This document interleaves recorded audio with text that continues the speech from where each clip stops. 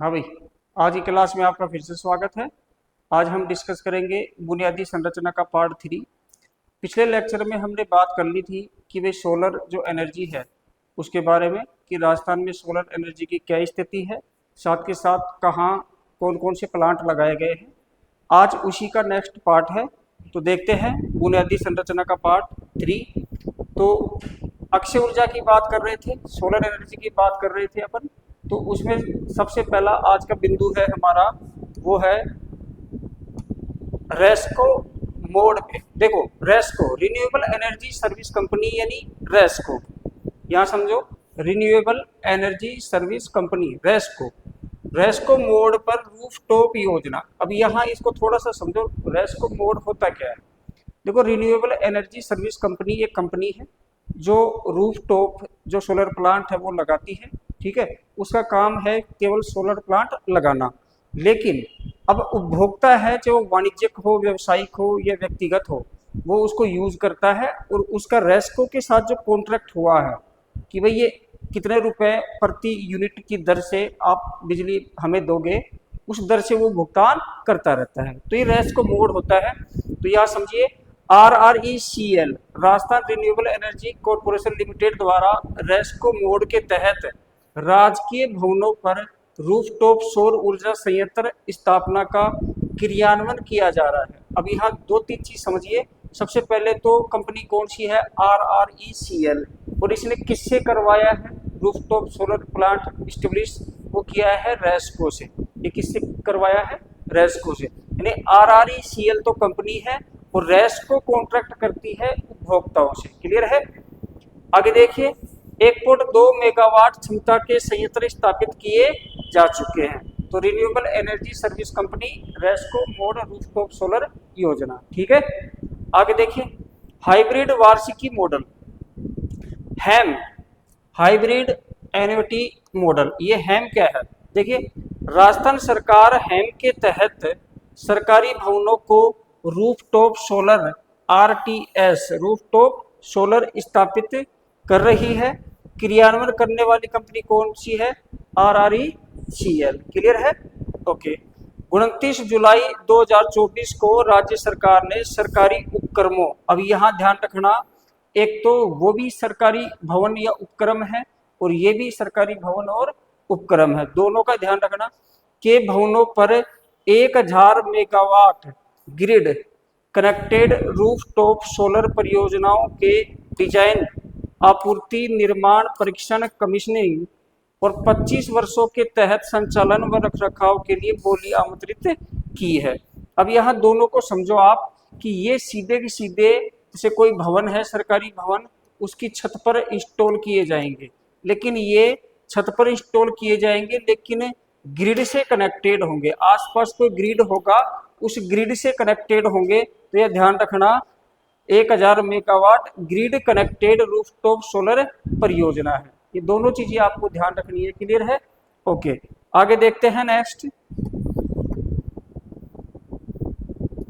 पवन ऊर्जा, wind energy. Solar energy यही समाप्त होती है, क्योंकि हमने पिछली क्लास में सोलर एनर्जी के बारे में डिस्कस कर लिया था। तो पवन एनर्जी देखते हैं, विंड ऊर्जा। तो देखिए, सबसे पहले भारत सरकार का एक मंत्रालय है, ministry of new and renewable energy, यानी नवीन और नवीकरणीय मंत्रालय। अब इसके अंतर्गत एक संस्थान है, national institute of wind energy, NIWE। इसने क्या कहा है कि राजस्थान में पवन ऊर्जा की 150 मीटर की ऊंचाई पर, कि यदि हम पवन चक्की लगाते हैं तो इस जो पवन चक्की हमने लगाई है या विंड टरबाइन हमने लगाया है, इसकी 150 मीटर की ऊंचाई के ऊपर धरातल से कितनी है अनुमानित क्षमता, लगभग 284 गीगावाट। ये ध्यान रखना है, 284 गीगावाट, यानी 2,84,000 मेगावाट। क्लियर। राज्य में दिसंबर 2024 तक कुल 5209 मेगावाट क्षमता के पवन ऊर्जा संयंत्र स्थापित किए जा चुके हैं। अभी दिसंबर 2024 तक का डेटा है। अब तक कितनी इंस्टॉल्ड कैपेसिटी है, 5209 मेगावाट क्या है, पवन ऊर्जा संयंत्र। क्लियर।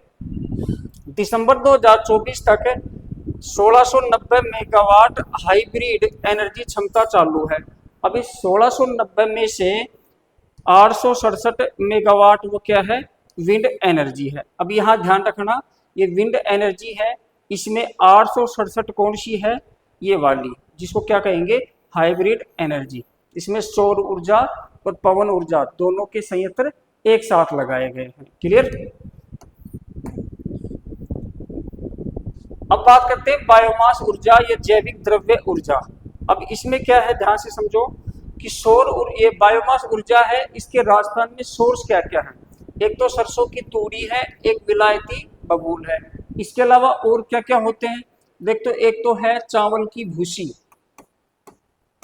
चावल की भूसी, एक है गन्ने की खोई, गन्ने की खोई, एक है मक्का, मक्का की खोई। अब आपने मक्के का भुट्टा देखा होगा, उस भुट्टे पे से यदि मक्के को निकाल लिया जाता है तो नीचे जो बचता है ना भुट्टा बाकी का, उससे भी बनती है। ठीक है। और राजस्थान में मुख्य रूप से कौन से हैं, एक तो सरसों की तूड़ी, सरसों की तूड़ी, और एक विलायती बबूल, विलायती बबूल, ये दोनों राजस्थान में। तो ये ध्यान रखना, इंपॉर्टेंट है। दिसंबर 2024 तक 128.45 मेगावाट क्षमता के बायोमास ऊर्जा के प्लांट राजस्थान में इंस्टॉल्ड कर दिए गए थे। ये कितने हैं संख्या में, 14। अब इन 14 में से 2 वर्तमान में बंद हैं, जिनकी कैपेसिटी कितनी है, 28 मेगावाट। ठीक है। आगे देखते हैं 105.40 मेगावाट क्षमता के 8 बायोमास एनर्जी प्लांट है, उनका कार्य प्रगति पे है। तो भैया 14 में से 2 बंद है, तो बच गए 12, और 8 का कार्य प्रगति पे है, तो 12 और 8 कितने हो गए, 20। तो इस तरह से इनके बनने के बाद कितने हो जाएंगे, 20। 29 सितंबर 2023 तक biomass and waste to energy policy ये क्या करी थी, लॉन्च करी थी। कब, 29 सितंबर 2023 को biomass and waste to energy policy 2023 launch करी थी राजस्थान सरकार ने। तो ये वाली डेट है, ये आपको ध्यान रखनी है। नेक्स्ट हम देखते हैं ग्रीन हाइड्रोजन। देखो राजस्थान में इंटीग्रेटेड क्लीन एनर्जी पॉलिसी जो आई है 2024 की, इसमें एक लक्ष्य रखा गया है कि 2030 तक 2000 किलो टन प्रति वर्ष KTPA यानी किलो टन पर एनम हरित हाइड्रोजन उत्पादन करना है, ये लक्ष्य है। किसमें है ये लक्ष्य, एकीकृत स्वच्छ ऊर्जा नीति 2024 में, यानी इंटीग्रेटेड क्लीन एनर्जी पॉलिसी 2024 में ये लक्ष्य रखा गया है कि 2030 तक हम क्या करेंगे, 2000 किलो टन प्रति वर्ष हरित हाइड्रोजन उत्पादन करेंगे। अब ये हरित हाइड्रोजन क्या है ये समझ लीजिए थोड़ा सा। तो देखिए पानी जो होता है ना H2, इसमें इलेक्ट्रोड से क्या किया जाएगा, इलेक्ट्रोलिसिस किया जाएगा। इलेक्ट्रोलिसिस करने के बाद इसमें हाइड्रोजन और ऑक्सीजन अलग अलग हो जाएगा, यानी कि H2 और O ये अलग अलग हो जाएंगे। तो ये जो हाइड्रोजन हमें प्राप्त हो रही है, इसी को हम क्या कह रहे हैं, ग्रीन हाइड्रोजन। क्या कह रहे हैं, ग्रीन हाइड्रोजन। क्लियर है। इससे कोई भी पर्यावरण प्रदूषण नहीं होता है। तो यहाँ ध्यान रखना, एक ब्राउन हाइड्रोजन होती है जो कोयले से प्राप्त होती है, एक ग्रे हाइड्रोजन होती है जो हमें किससे, नेचुरल गैस से प्राप्त होती है, एक ब्लू हाइड्रोजन होती है वो भी नेचुरल गैस से प्राप्त होती है। तो यहाँ थोड़ा सा समझ लो, एक है ब्राउन हाइड्रोजन, ठीक है, एक है ग्रे हाइड्रोजन और एक है ब्लू हाइड्रोजन। ब्लू तो ब्राउन तो किससे प्राप्त हो रही है, कोल से। ग्रे और ब्लू किससे प्राप्त हो रही है हमें, नेचुरल गैस से। किससे, नेचुरल गैस से। तो यहाँ ध्यान रखना, इनसे क्या होता है, ये सारे के सारे जीवाश्म ईंधन है, कोयला हो या नेचुरल गैस हो, ठीक है, लेकिन ये हमें सिर्फ पानी से प्राप्त हो रही है, इसलिए ये क्या है, पर्यावरण प्रदूषण नहीं करती है। तो ये ध्यान रखना है। ये हम कितना उत्पादित करेंगे 2030 तक, 2000 किलो टन प्रति वर्ष। ठीक है। अब ऊर्जा संरक्षण कार्यक्रम देखते हैं थोड़ा सा। ऊर्जा संरक्षण कार्यक्रम, तो देखिए ऊर्जा संरक्षण व ऊर्जा दक्षता कार्यक्रम के लिए कार्यान्वयन एजेंसी है Rajasthan renewable energy corporation limited. ठीक है, जो RRECL है ये ऊर्जा दक्ष उपकरणों एवं ऊर्जा बचत तकनीकों को प्रोत्साहन देने प्रचार गतिविधियां निष्पादित की जाती है, यानी निष्पादित करती है। क्लियर। पर्यावरण संरक्षण एवं प्रदूषण नियंत्रण के लिए इस पहल का उद्देश्य स्वच्छ खाना पकाने को बढ़ावा देना और पारंपरिक खाना पकाने के ईंधनों पर निर्भरता को कम करना है। अब यहाँ स्वच्छ खाना में क्या यूज किया जा रहा है, इसमें यूज किया जा रहा है LPG। क्या यूज किया जा रहा है, LPG। क्लियर। और पारंपरिक ईंधन क्या है, लकड़ी। क्या है, लकड़ी है, कोयला है और कैरोसिन, और कैरोसिन ये यूज करते हैं खाना पकाने के लिए। अब क्या करेंगे, LPG। क्लियर। नेक्स्ट देखते हैं। तो एनर्जी वाला अक्षय ऊर्जा वाला टॉपिक यही समाप्त होता है। अब हम बात करेंगे सड़कों की। ठीक है, तो देखो राजस्थान को जोड़ना ग्रामीण मार्गों से औद्योगिक मार्गों तक, ग्रामीण मार्गों से औद्योगिक मार्गों तक राजस्थान को जोड़ना ही इसका क्या है, लक्ष्य है। ठीक है। अब सबसे पहले सड़क अवसंरचना की बात करते हैं, रोड इंफ्रास्ट्रक्चर की बात करते हैं कि राजस्थान में सड़क नेटवर्क 1949 में 13,553 किलोमीटर लंबी सड़कें थी। अब यहाँ ध्यान रखना, हम सिर्फ सड़कों की बात कर रहे हैं, ना कि नेशनल हाईवे की बात नहीं कर रहे हैं। अब सड़कों में सभी शामिल हो गए हैं, national highway, state highway, main district road और अदर डिस्ट्रिक्ट रोड और रूरल रोड, ये सारे के सारे शामिल हैं इसमें। क्लियर। मार्च 2024 तक 3,17,121 किलोमीटर रोड हो गई थी, यानी सड़कें हो गई थी राजस्थान में। अब सड़क घनत्व की बात कर लेते हैं। तो देखो राजस्थान में 92.66 किलोमीटर प्रति 100 किलोमीटर स्क्वायर सड़कें हैं। ठीक है, कब, वर्तमान की बात कर रहे हैं। और भारत में कितनी है, 165.24 किलोमीटर प्रति 100 किलोमीटर स्क्वायर। तो इस तरह से हम देखते हैं तो राजस्थान का सड़क घनत्व भारत के सड़क घनत्व की अपेक्षा कम है। ठीक है। अब यहाँ आप सड़कों के प्रकार देख लीजिए। देखो 1943 में एक नागपुर योजना आई थी, नागपुर योजना आई थी जिसको भारत के कुछ उद्योगपतियों ने मिलकर लॉन्च किया था। इस नागपुर योजना में सड़कों को मुख्य रूप से 4 प्रकारों में बांटा था। एक तो राष्ट्रीय राजमार्ग, एक तो राष्ट्रीय राजमार्ग यानी कि नेशनल हाईवे, एक राज्य राजमार्ग यानी कि स्टेट हाईवे, एक डिस्ट्रिक्ट रोड, डिस्ट्रिक्ट रोड यानी जिला सड़कें, और एक बाटा था ग्रामीण सड़कें यानी रूरल रोड। अब वर्तमान में डिस्ट्रिक्ट रोड को 2 भागों में बांट दिया है, मेन डिस्ट्रिक्ट रोड और अदर डिस्ट्रिक्ट रोड। ये भी ध्यान रखना आपको। वर्तमान में जिला सड़कें कितने भागों में है, 2। अब यहाँ नेशनल हाईवे है, इसमें भी प्यारे बच्चों एक चीज और जुड़ गई है, एक्सप्रेस वे। एक्सप्रेस वे ये इसी नेशनल हाईवे के एक प्रकार है, द्रुतगामी मार्ग या एक्सप्रेस वे। क्लियर। तो इस तरह से आप समझो नागपुर योजना है, ये 1943 से और 63 तक लॉन्च करी गई थी, 20 साल की, लेकिन 1961 तक ही ये रही, केवल 18 साल तक ही चली। आगे देखते हैं ग्रामीण सड़कीकरण। देखिए मार्च 2024 तक के डेटा है कि 39,408 गांव है ये सड़कों से जुड़ चुके हैं, जिनमें कुल गांवों का कितना प्रतिशत है, ये 91.09% है। मान लीजिए राजस्थान में 100% गांव है, जो कुल गांव है उसको हम 100% गांव कह सकते हैं, जिसमें से 91.09% गांव है वो सड़कों से जुड़ चुके हैं। क्लियर। अब सड़कों की लंबाई की बात करते हैं, मार्च 2024 तक के डेटा है। देखो एक तरफ सड़क के प्रकार हैं, एक तरफ लंबाई है। सबसे पहले देखते हैं नेशनल हाईवे, राष्ट्रीय राजमार्ग। 10,790 किलोमीटर लंबे राष्ट्रीय राजमार्ग हैं राजस्थान में। फिर है स्टेट हाईवे, राज्य राजमार्ग। 17,376 किलोमीटर लंबे राज्य राजमार्ग हैं। फिर मुख्य जिला सड़क, 14,372 किलोमीटर लंबी मुख्य जिला सड़कें हैं। फिर अन्य जिला सड़क यानी अदर डिस्ट्रिक्ट रोड, ये है 68,265 किलोमीटर। फिर है रूरल रोड यानी ग्रामीण सड़क, ये है 2,06,318 किलोमीटर। तो सबका टोटल करते हैं 3,17,121 किलोमीटर हो जाती है, जो हमने पिछली स्लाइड में बात करी थी।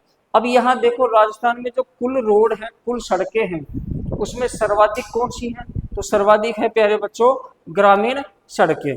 फिर इसके बाद कौन सी है? इसके बाद है राज्य राजमार्ग।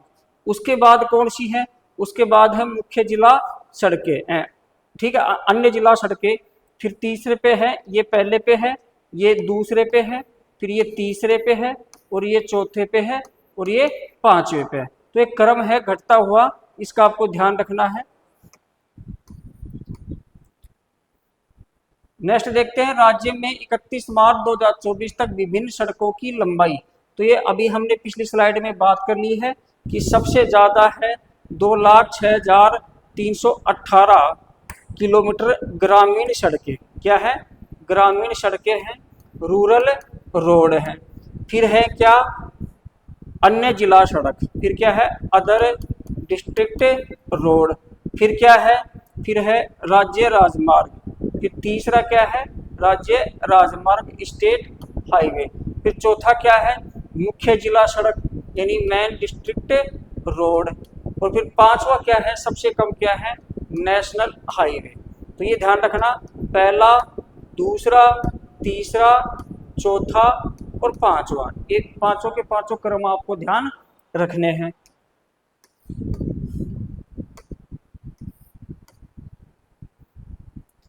अब राज्य सड़क निधि SRF, स्टेट रोड फंड, ये क्या है? योजना के तहत ROB road over bridge, RUB road under bridge, अन्य जिला सड़कें, मुख्य जिला सड़कें, मिसिंग लिंक के निर्माण तथा राज्य राजमार्गों एवं प्रमुख जिला सड़कों की चौड़ाई एवं मजबूती में सुधार किया जा रहा है। अब यहाँ ध्यान रखना, एक तो जैसे रोड ओवर ब्रिज कि यहाँ कोई रोड जा रहा है, इसको क्रॉस करने के लिए एक ब्रिज बना देते हैं ऊपर से, ये तो रोड ओवर ब्रिज हो गया। एक रोड अंडर ब्रिज, अब क्या है? रोड जा रहा है, इसके नीचे से अंडरपास बना देते हैं, तो रोड अंडर ब्रिज हो गया। क्लियर? फिर अदर डिस्ट्रिक्ट रोड हैं, फिर मुख्य जिला सड़कें हैं, और मिसिंग लिंक। मिसिंग लिंक ये होता है कि भाई यहाँ से कोई रोड जा रहा है, यहाँ से कोई रोड जा रहा है, ठीक है, और बीच में कई गांव पड़ते हैं मान लीजिए। अब ये किसी से भी कनेक्टेड नहीं है, तो यहाँ से रोड निकाल कर इनको ऐसे जोड़ दिया जाता है, इन्हीं को कहते हैं मिसिंग लिंक। क्लियर? इनमें, ठीक है। फिर राज्य राजमार्ग और प्रमुख जिला सड़कों की चौड़ाई और मजबूती में सुधार किया जा रहा है, इससे गांवों को जोड़ने वाली सड़कों को विकास भी शामिल है। तो ये क्या है? राज्य सड़क निधि।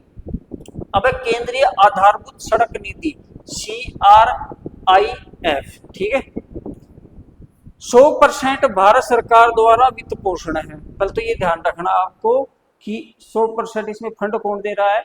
भारत सरकार। राज्य राजमार्गों और प्रमुख जिला सड़कों के सुदृढ़ीकरण व चौड़ा करने पर केंद्रित है। ये वाली निधि जो है, ठीक है, केंद्र सरकार की है।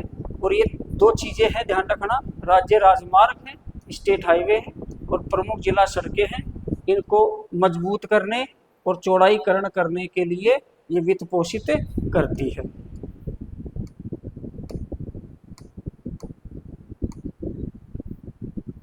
अब है प्रधानमंत्री ग्राम सड़क योजना चरण तृतीय यानी PMGSY थर्ड।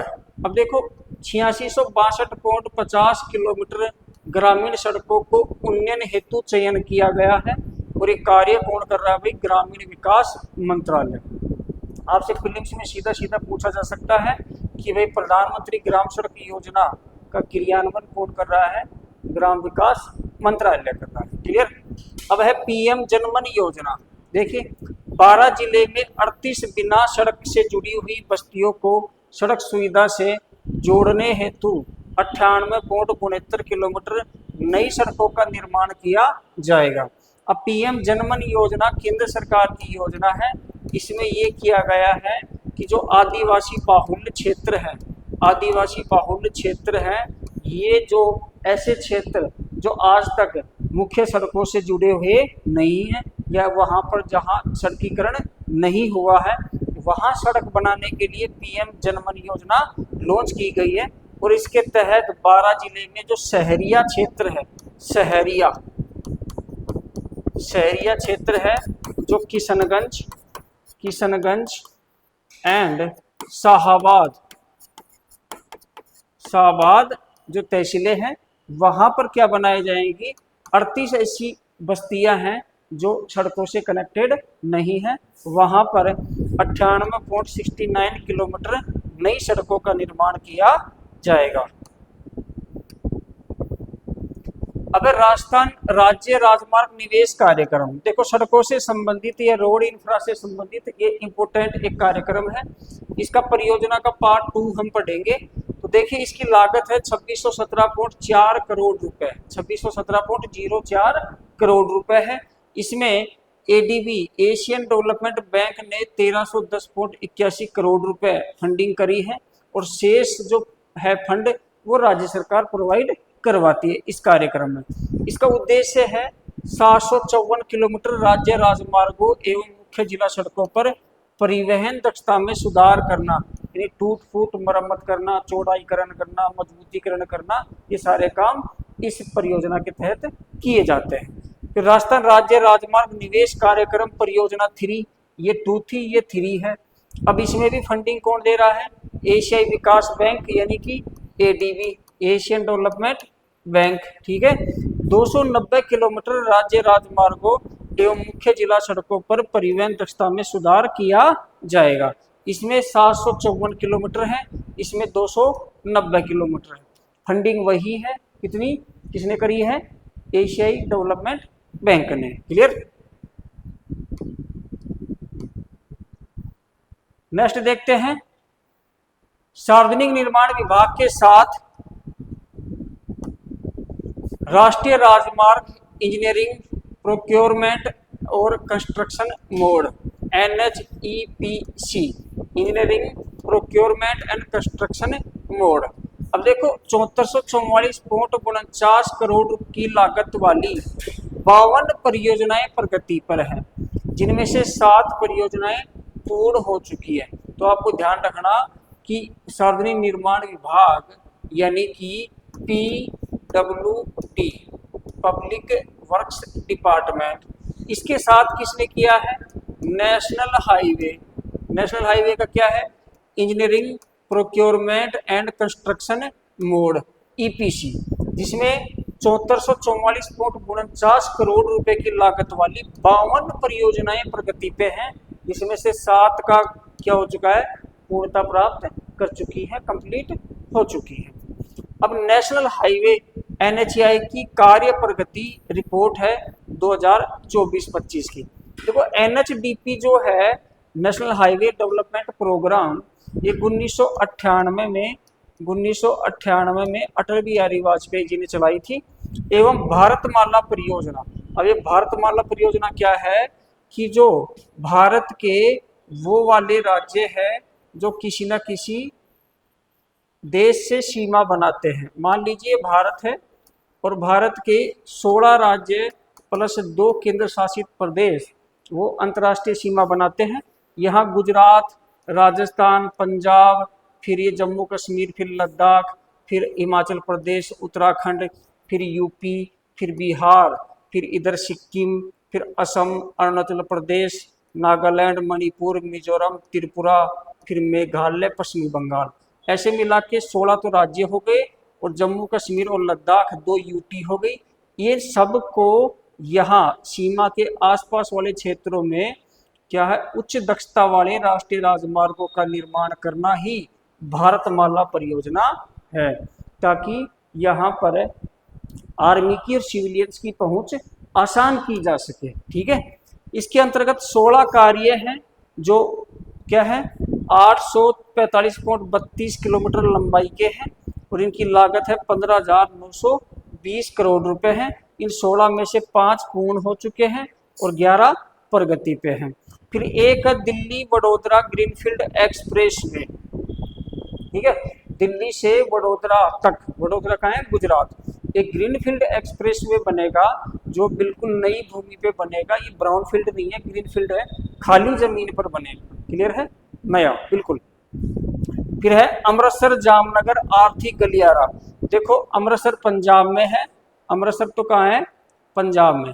पहले तो समझो दिल्ली से वडोदरा, ठीक है, दिल्ली से वडोदरा ग्रीनफील्ड एक्सप्रेस वे आ गया।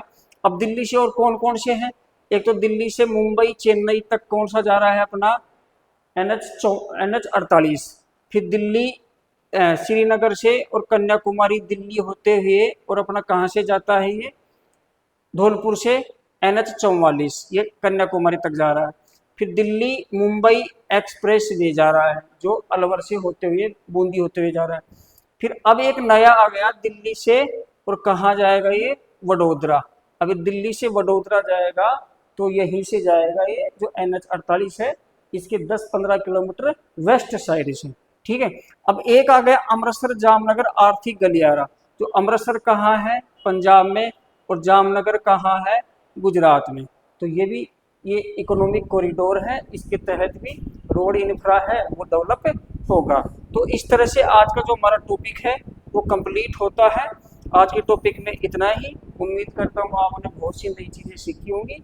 मिलते हैं नेक्स्ट टॉपिक में। धन्यवाद, थैंक यू।